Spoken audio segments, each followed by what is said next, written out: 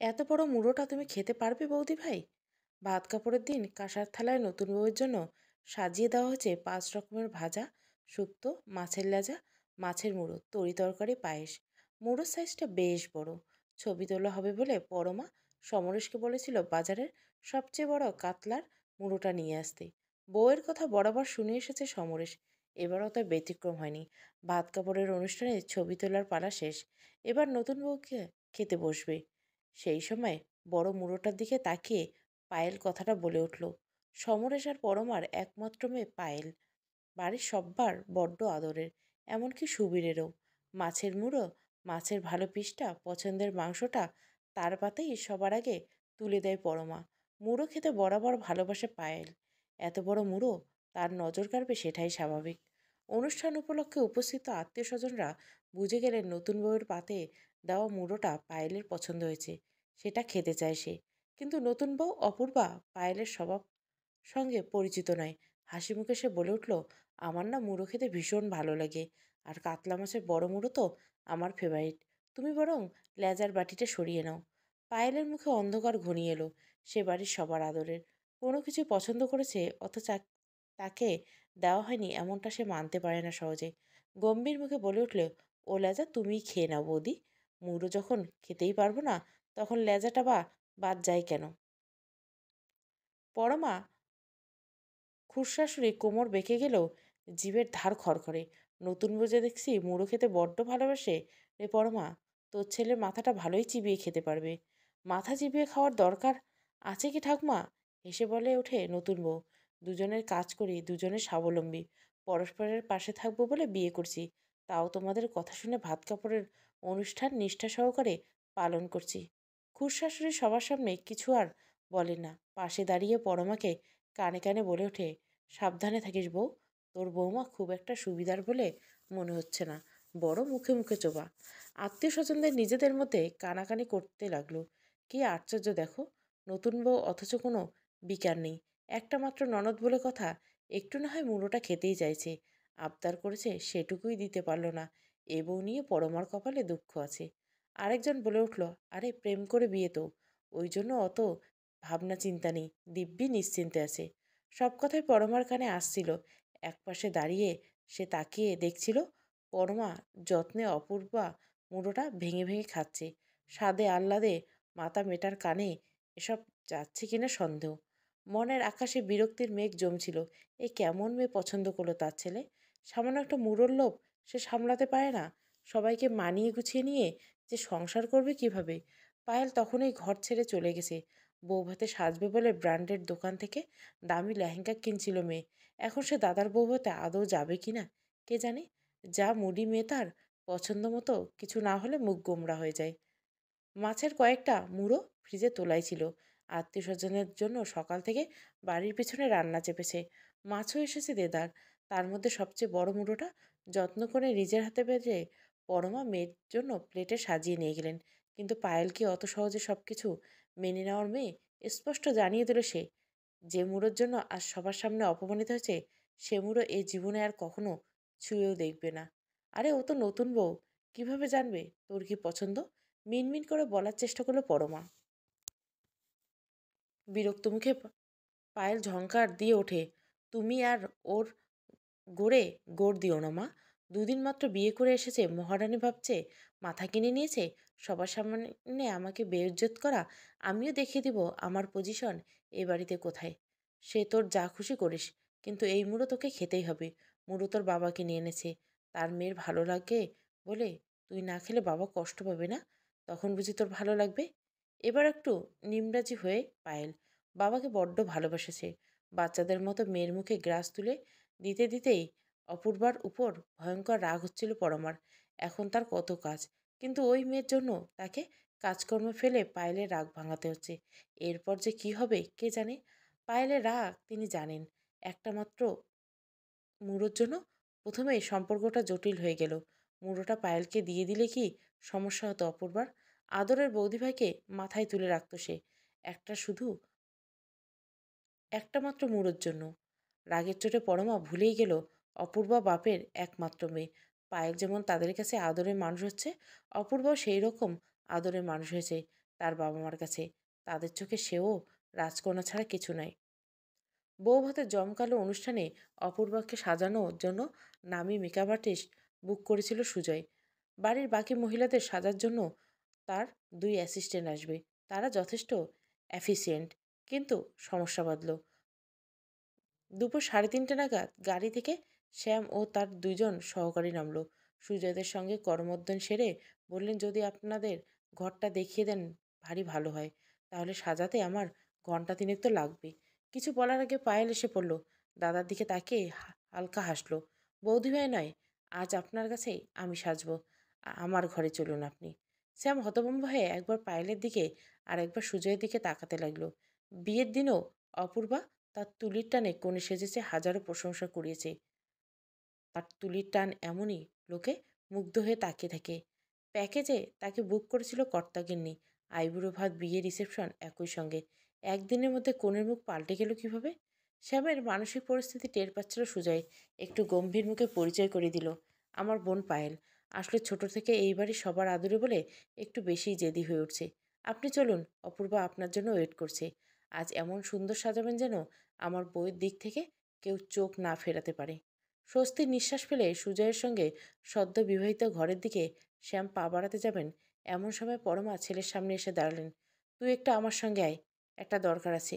লোকজনের আড়ালে ছেলেকে নিয়ে গিয়ে বলে উঠলেন, তুই কি চাস আজকের অনুষ্ঠানটা পণ্ড হোক? পায়েল অনুষ্ঠানে না আসুক? আত্মীয় স্বজনরা ঘরের সমস্যা নিয়ে কানাকানি করুক? অশান্তির কালো মেঘ ঘনিয়ে উঠুক বাড়িতে? এমনিতে তোর বউ দুপুরে যা কীর্তি করেছে তাতে পায়েল অসম্ভব রেগে আছে। একটু সাজতেই তো চেয়েছে মেয়েটা। অ্যাসিস্ট্যান্টরা সাজালে অপূর্বাকে কি কম সুন্দর লাগবে? আজ যদি পায়েলের পছন্দের মেকআপ আর্টিস্টের কাছে সাজতে না পায়, তবে কিন্তু বাড়িতে লঙ্কাকাণ্ড বাঁধবে। তুই মেকআপ আর্টিস্টকে বল আজ পায়েলকে সাজিয়ে দিতে। কি বলছো মা তুমি? আজ অপূর্বার জন্য একটি বিশেষ দিন। কত আশা করে মেয়েটা পছন্দের মেকআপ আর্টিস্ট বুক করেছে, আজকের দিনটা তাকে বিশেষ লাগবে বলে। তাহলে আর কি, আজ থেকে বউয়ের জন্য একমাত্র বোনের সঙ্গে ঝগড়া শুরু করো। রিসেপশনের পার্টিতে তোরা দুজনে সেজেগুজে যা। পায়েল যদি না যেতে চায়, তাহলে তো আর আমারও যাওয়া হবে না। দেখ তোর বাবাও আবার যেতে পারে কিনা। কি বলছো তুমি মা? তোমরা না গেলে গেস্টদের আপ্যায়ন করবে কে? একটা দীর্ঘশ্বাস ফেলল সুজয়। সে তো ভাবেনি তার বিয়ে উপলক্ষে এমন সমস্যার সূত্রপাত হবে। শ্যামের কাছে গিয়ে ফ্যাকাশে এসে বলল, আমার বোনকে সাজিয়ে দিন আপনি। আপনার 2জন অ্যাসিস্ট্যান্টকে আমি অপূর্বার কাছে নিয়ে যাচ্ছি। শ্যামের বদলে তার সহকারী দেখে খানিক অবাক হলো, মুখে কিছু বলল না অপূর্বা। শুধু চোখের ইশারায় বুঝিয়ে দিল সব কিছু। মাথা নিচু করে সুজয় বলল, জানোই তো পায়েল আমার থেকে 5 বছর ছোট। বাড়ির সবার বড্ড আদরের, তাই বোধহয় একটু জেদি। কিন্তু মনটা ওর খুব ভালো। শ্যামের হাতে সাজতে চাইছিল আমার বোনটা। কিভাবে না বলি বলো? একটু থামলো। আমার চোখে তুমি পৃথিবীর সেরা সুন্দরী। ওরা সাজাইলেও আজ তোমায় অপূর্ব লাগবে। উত্তর না করলেও ভেতরে ভেতরে বিরক্ত হলো অপূর্বা। সুজয়ের কাছে অনেকবার তার এই বোন কথা শুনেছে, তেমন একটা গুরুত্ব দেয়নি। আজ মনে হচ্ছে ভুল করেছে, গুরুত্ব দেওয়াই উচিত ছিল। এইবারের সবাই মেয়েটাকে নিয়ে বড্ড বেশি আধিক্যতা করে। আজ তার দিন। এই দিনে কিভাবে মেয়েটা আমায় খুব সুন্দর করে সাজাবেন কিন্তু, যেন কেউ চোখ ফেরাতে না পারে। শ্যামের দিকে তাকিয়ে মিষ্টি করে হাসলো পায়েল। মেয়েটা সত্যি সুন্দরী, মনে মনে স্বীকার করলো শ্যাম। রং তুলি কথা বলতে শুরু করলো হাতে। নিজেকে আয়নায় দেখতে দেখতে হাসছিল পায়েল। দুপুরবেলা মুড়ো নিয়ে আমার সবার সামনে অপমান করেছিলে না? আজ রাতে বুঝতে পারবে সবাই কাকে বেশি সুন্দর বলে, আমাকে না তোমাকে। রিসেপশন পার্টিতে সারাক্ষণ বৌদির পাশে লেপ্টে থাকলো পায়েল। কয়েকবার অবশ্য সরাতে হলো স্বামী স্ত্রীর যৌথ ফটো নেওয়া হবে বলে। প্রতিটি উপহার দেখে রাখলো পায়েল, পরে দেখতে হবে বৌদি ঠিক কী কী পেল। একজন আত্মীয় আলতো করে গাল টিপে বললেন, কি মিষ্টি লাগছে রে তোকে পায়েল। তা তোর দাদার তো হিল্লে হলো একটা। এবার কিন্তু তোর পালা। বল কবে নিমন্ত্রণ খাচ্ছি। নিজের প্রশংসা শুনে অপয়াঙ্গে একবার বৌদি ভাইয়ের দিকে তাকিয়ে নিল পায়েল। সুন্দর মুখখানা একটু কি ছায়া পড়ল? তোমার বৌমাও খুব সুন্দরী হয়েছে পরমা, কিন্তু তোমার মেয়েকে আজ অপরূপা লাগছে। কোন পার্লার থেকে সেজেছ গো? মেকআপ আর্টিস্ট শ্যাম আমায় সাজিয়েছে কাকিমা। নাম শুনেছে নিশ্চয়? মনে মনে একটু হেসে নিল পায়েল। এখন থেকে বুঝে যাও বৌদি, এই বাড়িতে কার গুরুত্ব বেশি। অপূর্বার বাবা অর্কদ্যুতি সোম পরমার হাত দুটো ধরে বললেন, মা মরা মেয়ে আমার দিদি, মায়ের ভালোবাসা দিয়ে একটু আপন করে নেবেন। ভালোবেসেছি, যত্ন করেছি, কিন্তু শাসন ঠিক করে করে উঠতে পারিনি। একটু চড়া কথা বলতে বুকে যেন বাজত। যদি সংসারে কখনো কোনো ভুল ত্রুটি করে থাকে নিজের মেয়ে ভেবে শাসন করবেন, শিখিয়ে পড়িয়ে নেবেন, কিন্তু রাগ করবেন না। বড্ড আদুরে মেয়ে আমার, একটু ভালোবাসা দিয়ে দেখবেন আপনারা কেমন আপন করে নেবে। অনেক রাতে অনুষ্ঠান শেষ করে বাঙ্কোয়েট থেকে ফিরল সবাই। আচার অনুষ্ঠান পর্ব ছোট্ট করে মেটানো হলো। ফুল দিয়ে সাজানো ঘরে ঢুকতে সূর্যের দিকে তাকিয়ে একগাল হেসে বলে উঠল পায়েল, বুঝলি দাদাভাই, আজ কিন্তু আমি বৌদিভাইয়ের সঙ্গে শোবো। সারা রাত দুজনে অনেক গল্প করব। তোর সঙ্গে প্রেম জন্মলো কিভাবে সেই গল্পটা আমায় বলতে হবে বৌদিভাইকে। ভারী লেহেঙ্গা পরে খাটে বসে থাকা অপূর্ব অবাক চোখে পায়েলের দিকে তাকালো। এমে বলে কি? সমরেশ বাইরের ঘরে বসেছিল। সারাদিন অসম্ভব পরিশ্রম গেছে। একটা অনুষ্ঠানের আয়োজন মানে কয়েকটা দিন টানা অনিয়মের পালা। তবুও মানুষ অনুষ্ঠান করে। আত্মীয় স্বজন, শুভাকাঙ্ক্ষী, বন্ধু বান্ধব মিলে আনন্দে মেতে উঠবে বলে, পরস্পরের সঙ্গে আনন্দ ভাগ করে নেবে বলে। একটু ঝিমুনির মতো এসেছিল।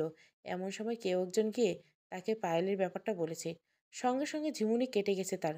উদ্বিগ্ন হয়ে দরজায় এসে দাঁড়িয়েছেন হঠাৎ কি এমন ঘটলো তা দেখার জন্য। তার মেয়ে ছোট থেকে আদর পেয়ে স্বভাব একটু জেদি বটে, কিন্তু এমন অন্যায় আবদার তো কখনো করে না। ততক্ষণে পরমাও কথাটা শুনেছে। ভেতরে ঢুকে এসে পায়েলের মাথায় হাত বুলিয়ে নরম গলায় বললেন, এমন করতে নেই মা, বাড়ি ভর্তি আত্মীয় স্বজন, এখানে কেউ শুতে চায়? চলো আমার সঙ্গে। হেসে উঠে পায়েল বলল, তোমরা না সত্যি, আমি কি এখানে শুতাম নাতি? দেখছিলাম আমার কথা শুনে বৌদিভাই কি রিয়েক্ট করে। একমাত্র ননদ বলে কথা, একটু তাকে তোয়াজ করতে হবে না? তুমি তো দেখোনি মা, কথাটা শুনে বৌদিভাইয়ের মুখ ছাইয়ের মতো ফ্যাকাশে হয়ে গেছিল। পরমা তাড়া দিল, তোরা সব মাঝে মধ্যে এসব কাণ্ড করিস না, কবে যে বড় হবি। চল চল সব বাইরে চল। বাবু, অপু, শুয়ে পড়ো তোমরা, সারাদিন অনেক খাটাখাটনি গেছে। চলো, মেয়ের পিঠে হাত রাখলেন। পরমা, আমরাও শুয়ে পড়ি।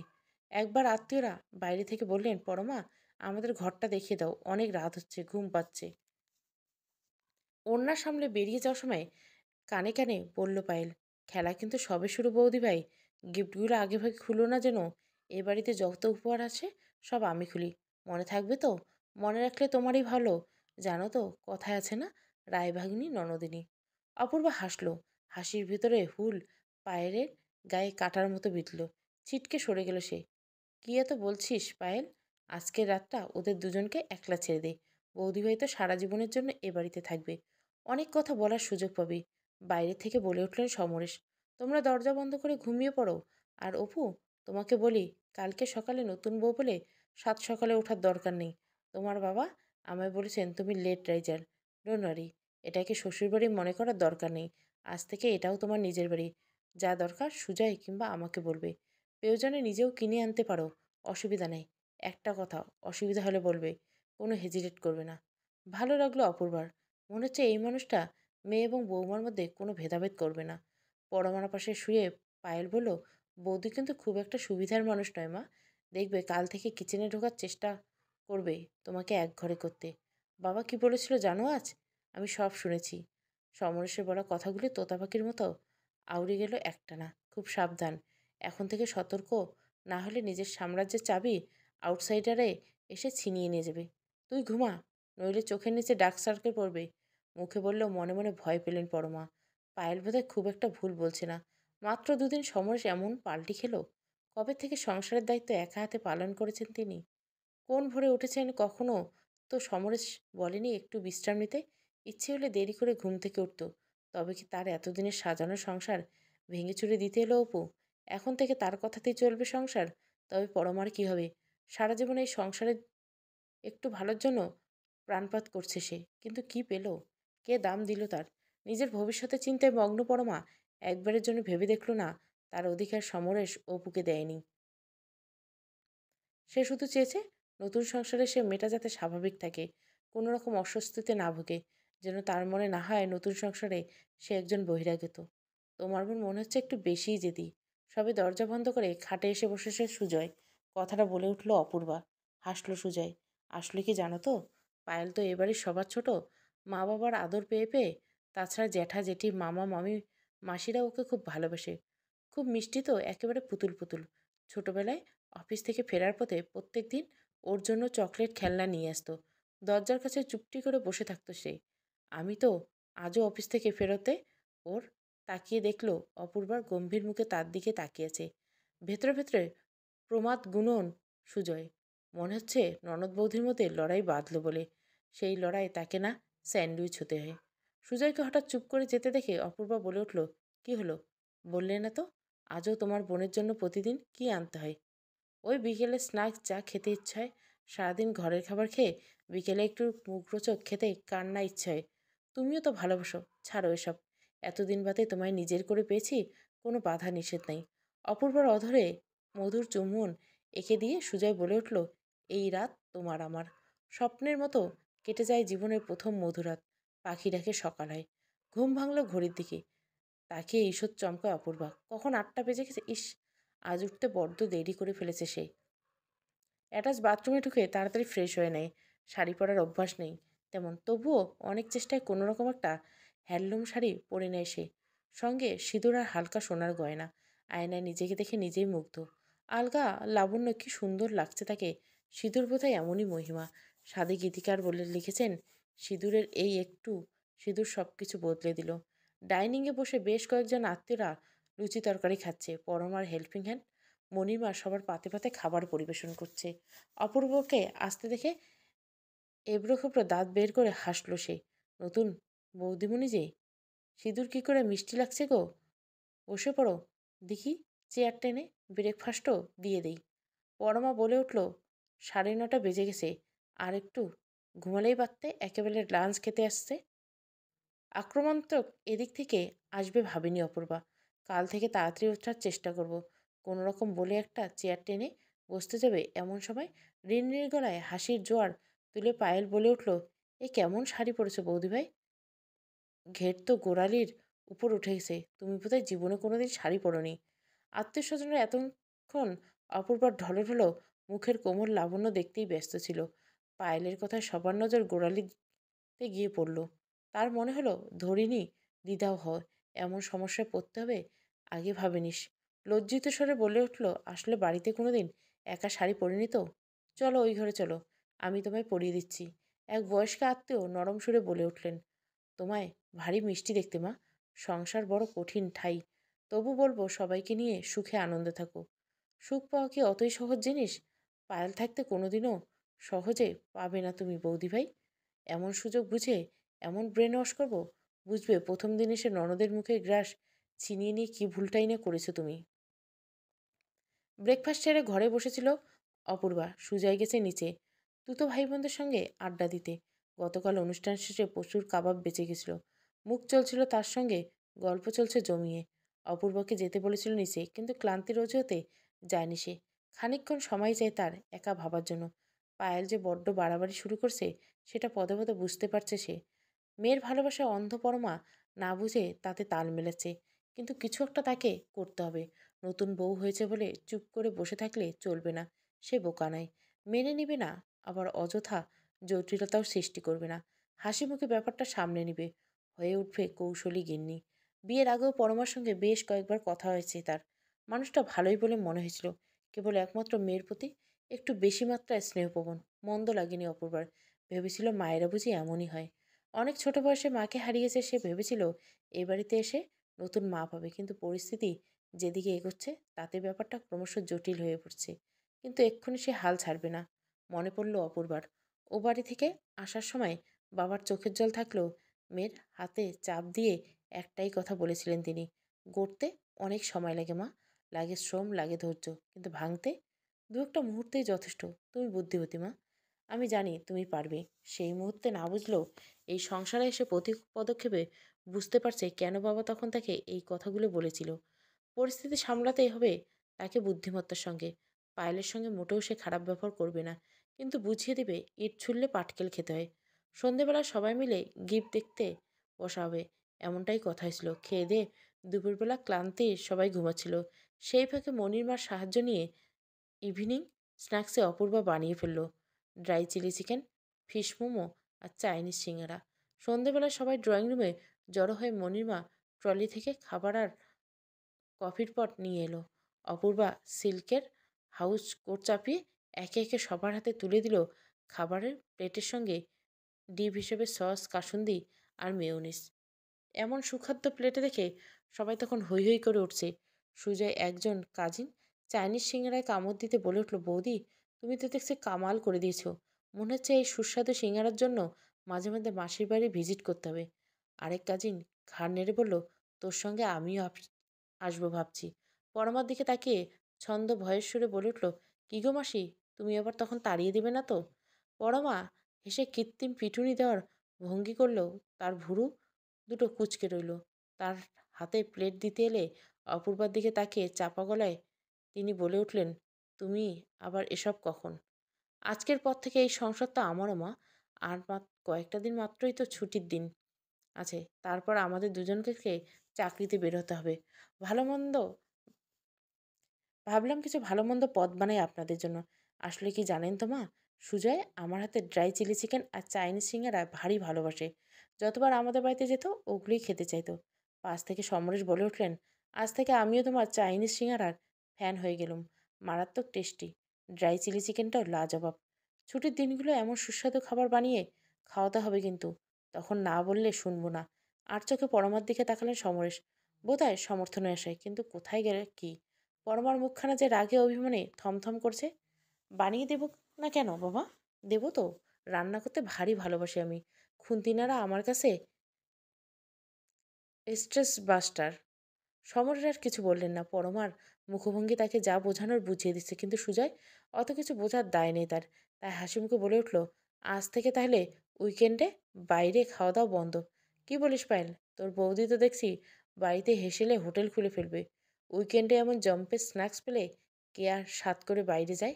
না না, চাউমিন চাউনিতে এমন ভস্য করো না মহারানী। এই অধম অফিসে, বাজারে, শপিংয়ে, রান্নাঘরে সর্বত্রই তোমার সাহায্য করবে। এত প্রশংসা চারপাশে, সবাই কিনা বৌদির এত প্রশংসা করছে। সহ্য করতে পারল না পায়েল। গম্ভীর মুখে বলে উঠল, ভালো হয়েছে, তবে একেবারে দোকানের মতো হয়েছে এটা বলিস না দাদা, একটু বাড়াবাড়ি হয়ে যাচ্ছে। কাছে দাঁড়িয়েছিল অপূর্বা, চাপা গলায় বলে উঠল, জলটুকু গরম করতে জানো বলে মনে হচ্ছে না। যত তাড়াতাড়ি সম্ভব এইটুকু রান্না অন্তত শিখে ফেলো, তাহলে বিয়ের পর সবার কাছে প্রশংসা পাবে। নইলে শুধু সমালোচনা শুনতে শুনতে কান ঝালাপালা হয়ে যায়। বর যদি অন্যদিকে, জানোই তো দিনকাল ভালো নয় একদম। বৌদি বলে কথা তোমার ভালোর জন্যই বলা, নইলে আমার আর কি। কটমটিয়ে অপূর্বার দিকে তাকালো পায়েল। ঠোঁটের কোণে হালকা হেসে সরে গেল সে। মনে মনে পরমাকে মানতেই হলো, এমের রান্নাটা খারাপ করে না, বরং অনেকের চেয়ে ভালোই করে। সেই সঙ্গে পায়েলের বলা কথাটা মনে পড়ল, এমএ এসেছে তার নিজে হাতে যত্নে গড়া সংসার ছিনিয়ে নিতে। এতদিন ধরে অনেক রান্নাই তো করেছেন তিনি, কিন্তু সমর এমন দিল খোলা প্রশংসা করছেন কোনোদিন। বৌমাকে দেখে নিমেষে সব বদলে গেল। ভেতরে ভেতরে সিদ্ধান্ত নিলেন তিনি, যে কোনো উপায়ে হোক এ সংসারের রাশ নিজের হাতে রাখতে হবে। হানিমুনে মালয়েশিয়ার টিকিটটা কাটা থাকলো, সুজয়কে তা বাতিল করতে হলো। না করে উপায় কি? মা হঠাৎ অসুস্থ হয়ে পড়লে কোন ছেলেই বা মাকে ফেলে বিদেশে ভুইয়ে ঘুরতে যেতে পারে? মন খারাপ হলো অপূর্বার। বড় শখ ছিল দুজনে একসঙ্গে বিদেশে যাবে, নিজেদের মতো করে ছুটির দিনগুলো কাটাবে। সেই মতো সব পরিকল্পনা করেছিল। কিন্তু হঠাৎ করে কি ঘটে গেল? সান্ত্বনা দিয়ে বলল সুজয়, সারা জীবন তো একে অপরের সঙ্গেই থাকবো। ইউনিভার্সিটি না হয় মালয়েশিয়া যাব। কি বলবে অপূর্বা? কিভাবে বোঝাবে এই রোমান্টিক মুহূর্ত? এক বছরের মাঝে জৌলু ছাড়বে। মুহূর্তরা ফেরে না, মুহূর্তরা ফেরে না। ২ দিন কেটে গেছে। পরমার শরীর এক্কেবারে ওকে। প্রেশার লো হওয়ার কারণে সাময়িক মাথাটা একবার ঘুরে গেছিল।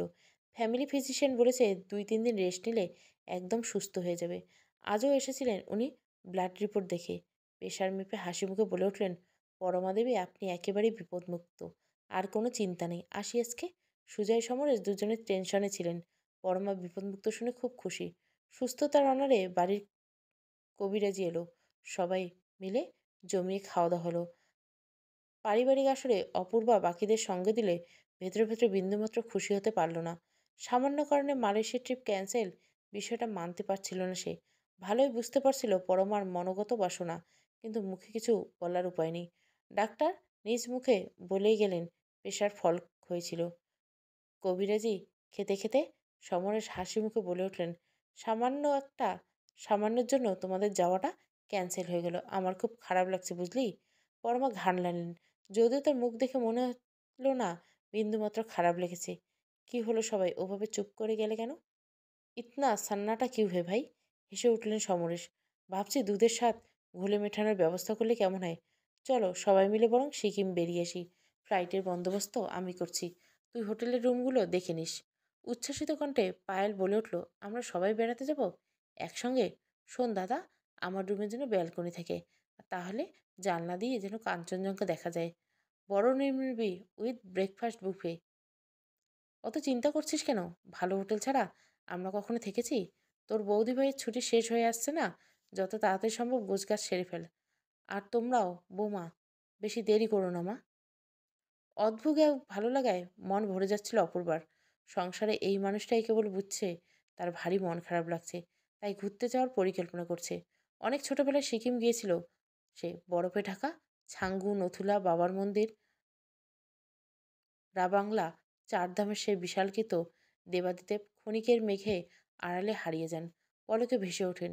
অপরূপ তিনি, অপরূপ তার শ্বাস। প্রকৃতিকে চেনার মাঝে হারিয়ে যায় শহরে জীবন, ইট কাঠ পাথরের দিনগত পাপক্ষয়। মোমো, থুকপা, গরম গরম ম্যাগি, ঠান্ডা মরশুম যেন উত্তাপের ছোঁয়া আনে।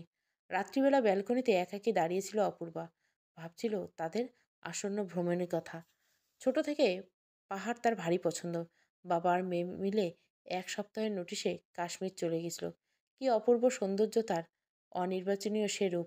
পাহাড়ের গায়ে যখন ধাক্কা দেয় মেঘ, ঝরে পড়বে ভুতলে, তার কি তুলনা হয়? বিশালকৃত্য পাহাড়ের পাদদেশে দাঁড়িয়ে নতজানু হতে ইচ্ছে জাগে। মনে হয় এই বিপুল কলরব বৃহৎ উচ্চতার সামনে কত ছোট আমি, কত ক্ষুদ্র। তবু কি ভীষণ অহংবোধে আচ্ছন্ন আমার হৃদয়। একবার যদি সেই বিরাটত্বকে আপন করে নিতে পারতাম, তবে বোধহয় এই ক্ষুদ্র অহংকার সরে যেতে দূরে। মানুষের জন্য মানুষ এই অনুভূতি জন্ম নিত হৃদয়। ভাবনার এমন আকুল করল হৃদয় যে সেই রাত্রে ঘুম আসতে চাইল না অপূর্বার।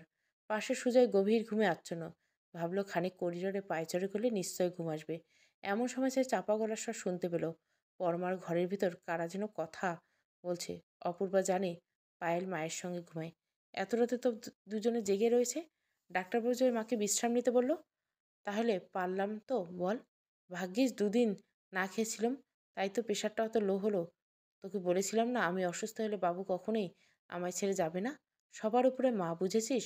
যতই প্রেম করে বিয়ে করুক, অপূর্বা কোনোদিন আমার জায়গা নিতে পারবে না। কিন্তু মা, তুমি যদি মাথা ঘুরে পড়ে যেতে? অত সোজা না। আমি নিজের উপর কন্ট্রোল হারাই না। নইলে কি আর অত বড় যৌথ পরিবার ভেঙে তোর বাবাকে নিয়ে আলাদা চলে আসতে পারতাম? কিন্তু মা, দাদা কি আর আমায় আগের মতো ভালোবাসে? বাসবে রে বাসবে। অপূর্বা মেয়েটা তো খারাপ নয়। তাছাড়া আমরা তো রইলাম। ব্যালেন্স করে চলতে হয়, তাহলে দেখবি কর্তা-গিন্নি দুজনে হাতের মুঠোয় থাকবে। একটা কথা কি জানিস? সংসার বড় জায়গা হলো নয়, হাসলেন পরমা। মাঝে মাঝে তুমি এমন কথা বলো, সব আমার মাথার উপর দিয়ে বেরিয়ে যায়। কি বলতে চাইছো খোলসা করে বলো দেখি। তোকেও সংসারে যেতে হবে একদিন। মনে রাখবি, সহজে কেউ জায়গা ছেড়ে দেয় না। প্রথম প্রথম আমাকেও তো কম সহ্য করতে হয়নি। তোর ঠাকুমা কি দাপট তখন! বনেদি বংশের দোহাই দিয়ে এক কথায় আমার চাকরি গেল, গান গেল। বাবু আসতে চার দেওয়ালের মধ্যে আবদ্ধ হয়ে পড়লাম। তারপর তুই এলি। জীবন কানায় কানায় ভরে উঠল, কিন্তু শখ গেল মরে। একবার তোর বাবা মায়ের বিরুদ্ধে প্রতিবাদ করলো না, অথচ একটা বার যদি মেরুদণ্ড সোজা করতো, সেদিন এভাবে আক্ষেপ বুকে নিয়ে বেঁচে থাকতে হতো না। আমিও তখন ভাবলাম সারা জীবন সহ্য করব না, কাঁটা দিয়ে কাঁটা তুলব। বাবুকে ভালো স্কুলে পড়ানোর নাম করে চলে এলাম শহরে, তোর বাবার কাজের জায়গায়। দু একবার দেশের বাড়িতে ফিরে গেলেও শাসনে থাকতে হয়েছে।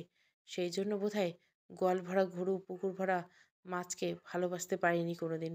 তোর ঠাকুমা শেষের দিকে প্রয়োজনে সেবা করেছি, কিন্তু কর্তব্যের তাগিদে, ভালোবেসে নয়। ভালোবাসা না পেলে ভালোবাসা আসে না। দীর্ঘ শ্বাস ফেললেন পরমা। নিজের মনেই বলতে লাগলো, অতি সাধারণ দুটো রান্না রেঁধে আর সবার কাছে প্রশংসা পাচ্ছে অপূর্বা। তার চেয়ে অনেক কঠিন রান্না আমরা নিয়মিত রাঁধতে হয়েছে। প্রশংসা তো দূরের কথা, নুন ঠিক হয়নি, ঝাল কম বেশি নিয়ে হাজারো কথা শুনেছে। অন্য কেউ নয়, নিজের স্বামীই শুনিয়েছে। আজ অপু বাবুর ঘুরতে যাওয়া হয়নি বলে সান্ত্বনার পুরস্কার হিসেবে তোর বাবা সিকিম ঘুরতে যাওয়ার বন্দোবস্ত করছে। কিন্তু আমি, আমার কথা কে ভেবেছে কোনোদিন? হানিমুনে যাওয়ার আগে ছোট দেওরের কি একটা কম্পিটিটিভ এক্সামের ডেট পড়লো, তোর বাবা ব্যাংক রিজনিং দেখিয়ে দিত, ক্যান্সেল হলো দিন। পরীক্ষা হল, ছোট দেওরের চাকরি হলো, বিয়ে পর্যন্ত হয়ে গেল। কিন্তু ওই কটা বছরে তোর বাবা আর ঘুরতে যাওয়ার কথা তুললই না। তারপর তোদের সঙ্গে নিয়ে অনেক দেশ বিদেশ ঘুরছি, কিন্তু ওই বিশেষ মুহূর্ত আর আমার জীবনে ফেরেনি। আমার বুকে চাপা কষ্টের খবর কে রেখেছে? কে কোনোদিন জানতে চেয়েছিল আমি ভালো আছি কিনা? তাই তো তোকে দুনিয়ার সব খুশি মুঠোভর্তি করে দিতে চাই, নিজের অপূর্ণ স্বাদ মেটাতে তোর মধ্য দিয়ে। মেয়ের পিঠে হাত রাখলেন পরমা। ততক্ষণে পায়েল ঘুমিয়ে কাঁদা। মনোজগতে ছোটখাটো একটা বিস্ফোরক ঘটে যায় অপূর্বার। এভাবে তো কখনো ভাবিনি। প্রতিটা মানুষের আচরণের পেছনে এক অন্তর্নিহিত অর্থ থাকে। বহুদিন আগের কথাই যেন মনে পড়েছিল সে। আজ তার চোখের সামনে দেখতে পাচ্ছে।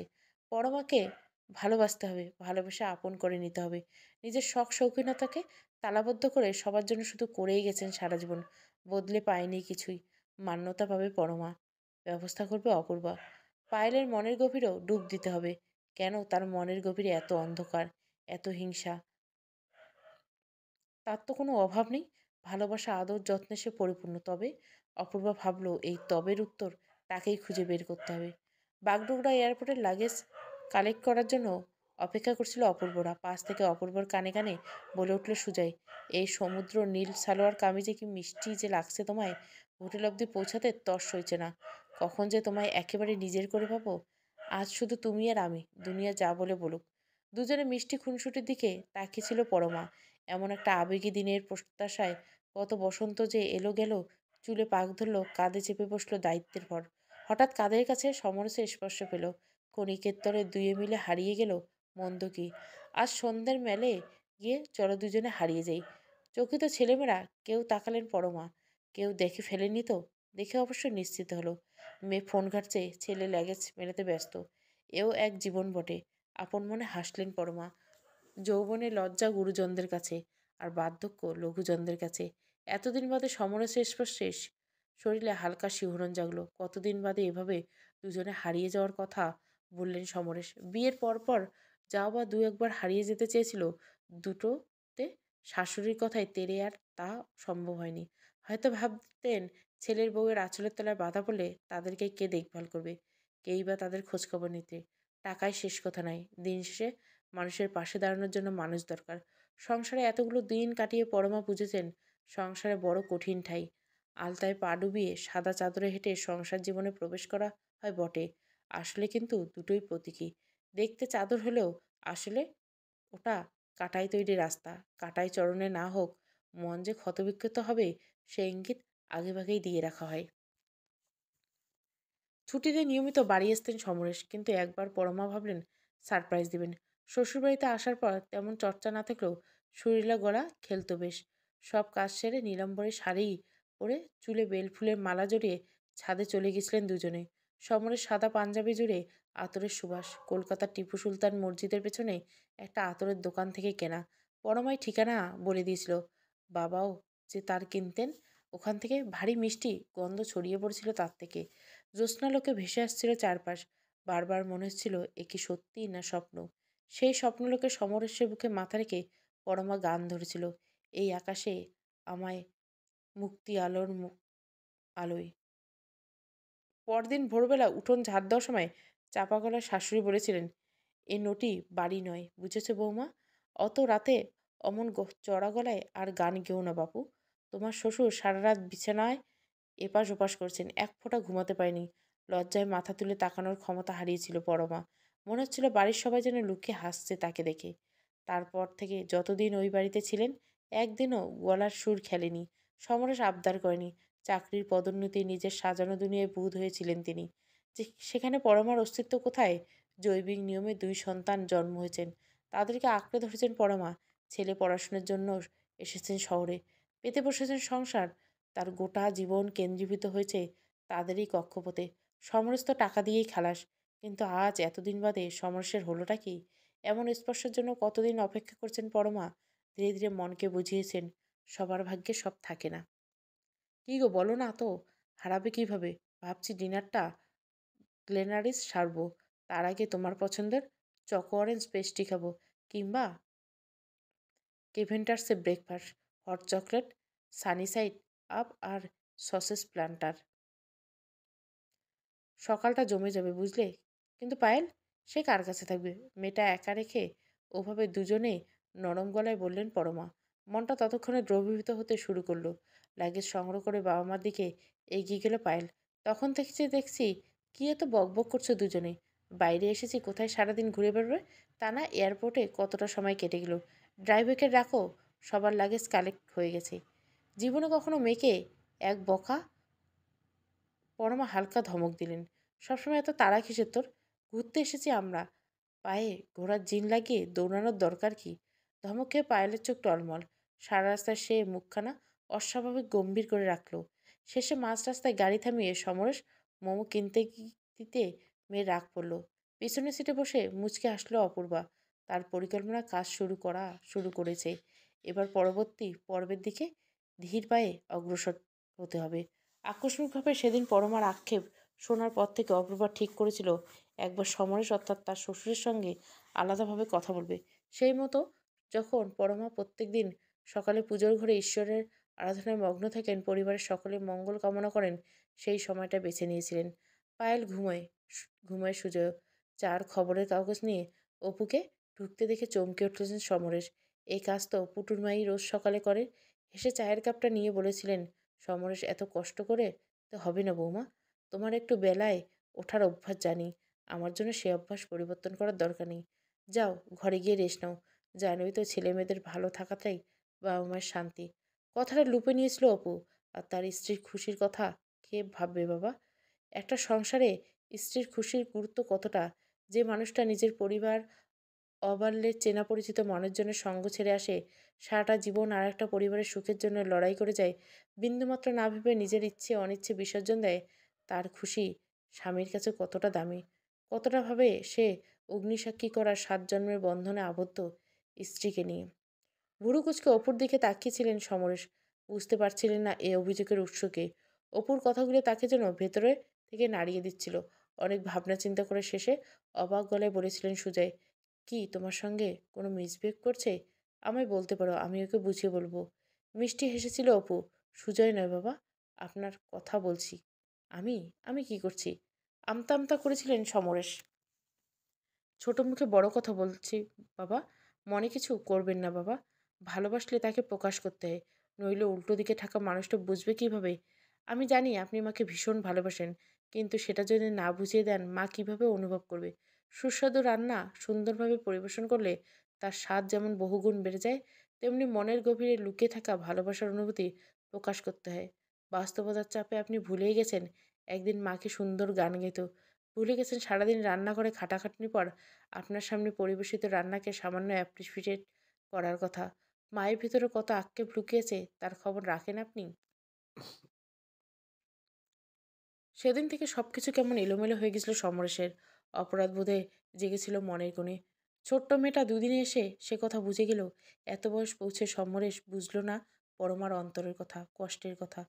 অপুর মাথায় হাত রেখে বলেছিলেন, বুড়ো হয়েছি তো, বুড়ো বাপের ভুল ক্ষমা করে দিস মা। আজ থেকে আর হবে না, কথা দিচ্ছি। এরপর থেকে তোর মার মনের খেয়াল রাখার দায়িত্ব এই বুড়োর। কায়দা করে পরমার পাশে বসেছিল সমরেশ। পাহাড়ি পথে গাড়ি চলছে নিজের তালে। এক পাশে পাহাড় চলছে, আর এক পাশে ভাঙছে খাদের হাতছানি। পরমার হাতে হালকা করে চাপ দিলেন তিনি। পরমা তাকাল চমকে তাকালেন পরমা। সমরেশের ঠোঁটে দুষ্টু হাসি। সেই হাসির শুয়ে গেল পরমার ঠোঁট। সংসার, প্রথম পর্ব। গল্পটা ভালো লাগলে অবশ্যই লাইক, শেয়ার এবং সাবস্ক্রাইব করবেন। Thank you for watching.